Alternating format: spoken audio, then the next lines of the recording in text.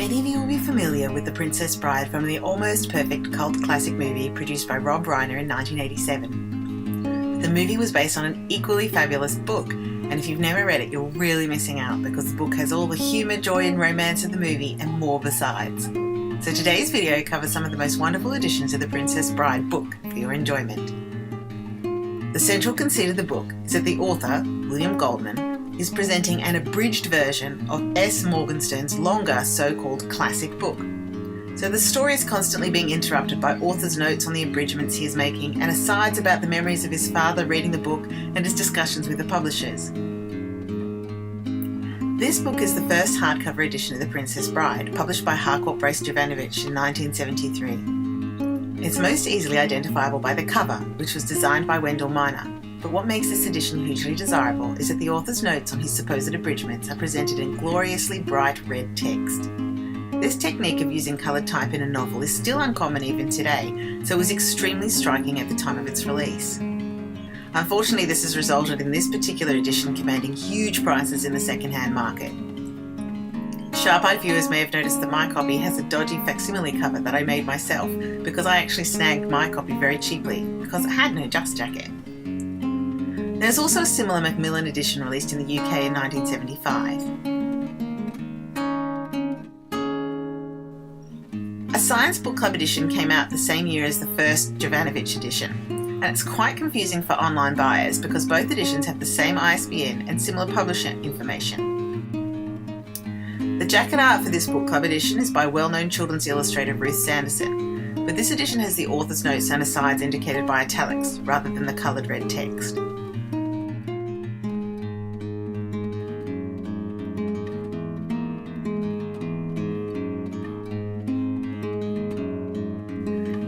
Another very sought-after edition is the first paperback edition published by Ballantine in 1974, which is actually even more scarce than the very expensive hardcover edition. This paperback also has the striking red passages, but what really sets this one apart is the cover.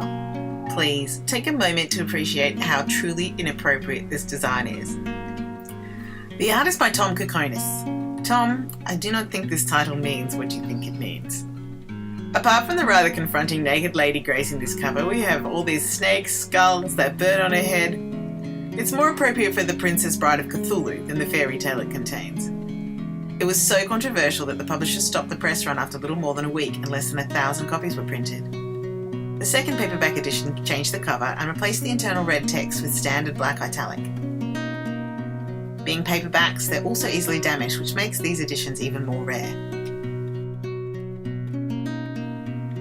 After this, a variety of anniversary editions and leather-bound copies were released over the next 30 years or so, peaking particularly in the late 1980s when the movie was released.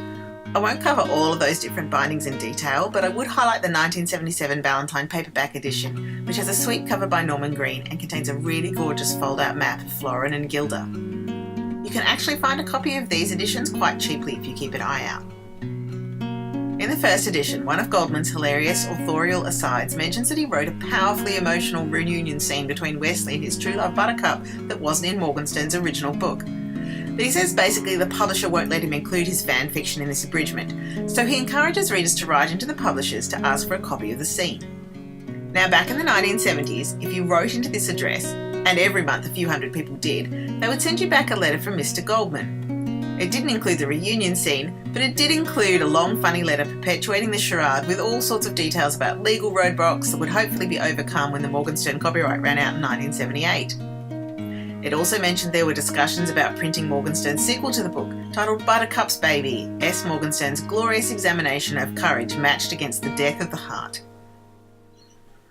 After 1978, people started writing in and asking what would happen now that the copyright had expired, so the letter was sent out with a new postscript added about how a misunderstanding of the Florinese numbering system meant that copyright actually ran out in 1987, not 1978, and included more legal woes about the publishing journey of Buttercup's Baby. Then the movie came out, and a new postscript was added about American Florin trade problems causing a new delay in its publication. Honestly, the letters are quite delightful. The text of these letters has been included in some of the anniversary editions as they were released. The 30th anniversary edition of the book actually included sample chapters of Buttercup's Baby and hints that there might be a full version completed before the 50th anniversary rolls around in 2023. Now, back to the books. This lovely illustrated edition of The Princess Bride was released in 2013, and it contains 50 really beautiful sepia illustrations by Michael Manamivable.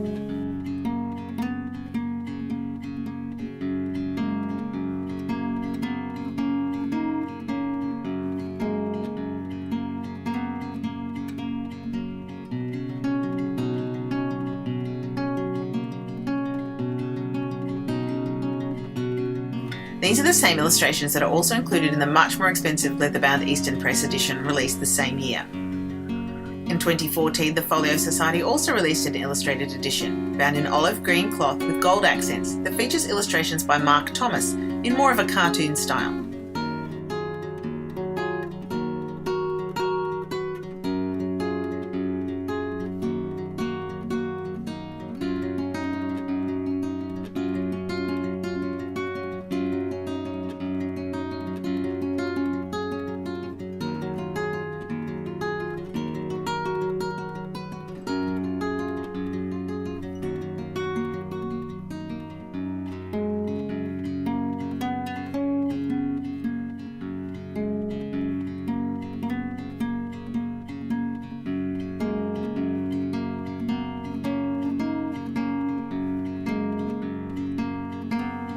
And 2017 saw the release of this hefty beauty, the Deluxe edition. This features the same illustrations as the 2013 edition by Manamivable, but they've been enlarged to fit in this oversized volume, along with full colour chapter openers and a new colour map printed on the end papers.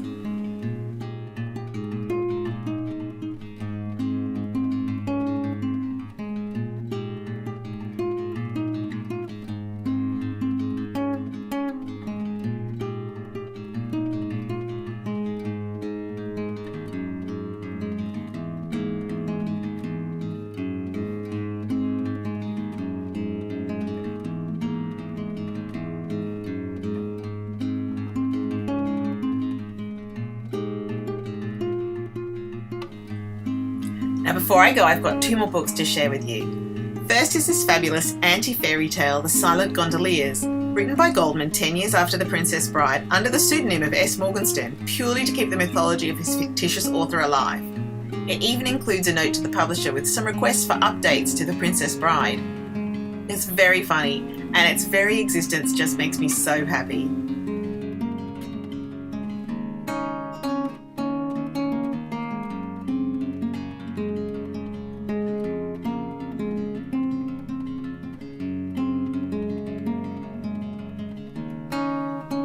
And the other book is Cary Elwes' very enjoyable 2014 memoir, As You Wish, about the making of the movie.